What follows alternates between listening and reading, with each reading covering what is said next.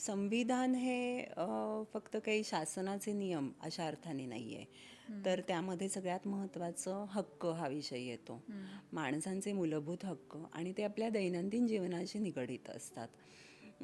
अगदी स्वातंत्र्य म्हणतो आपण, तर मला बोलण्याचं स्वातंत्र्य. तर बोलण्याचं स्वातंत्र्य म्हणजे मला समाज माध्यमांवर मी काहीही कुठल्याही भाषेत लिहीन ह्यासाठी ते स्वातंत्र्य नसतं.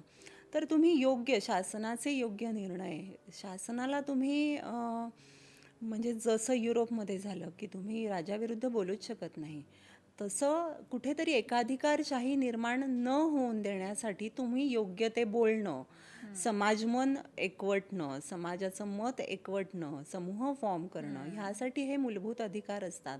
तर ते तुम्ही वापरताय की नाही हे तुमचं बघणं खूप गरजेचं असतं. तुम्ही वापरताय की नाही हे पण आहे आणि तुम्ही दुरुपयोग होऊन देत नाही आहात ना हे पण आहे. हां. राईट. म्हणजे तुम्ही कुठेतरी ते स्वैराचाराकडे जात नाही आहात ना हे पण आहे. आणि तिसरी गोष्ट म्हणजे तुम्ही दुसऱ्यांचे अधिकार जपता आहात ना हे पण तुमच्या दैनंदिन जीवनाशी निगडीत असतं. तर मूलभूत अधिकारांवर एन्क्रोचमेंट न करण्याचं काम हे सरकारचं असतं. पण सरकार म्हणजे काय, शेवटी तुम्ही माणसंच असता, हो. तुम्हीच तिथे जाऊन बसणार असतात. त्यामुळे ही मूल्य रुजवणं हे तुमचं सर्वप्रथम काम असतं.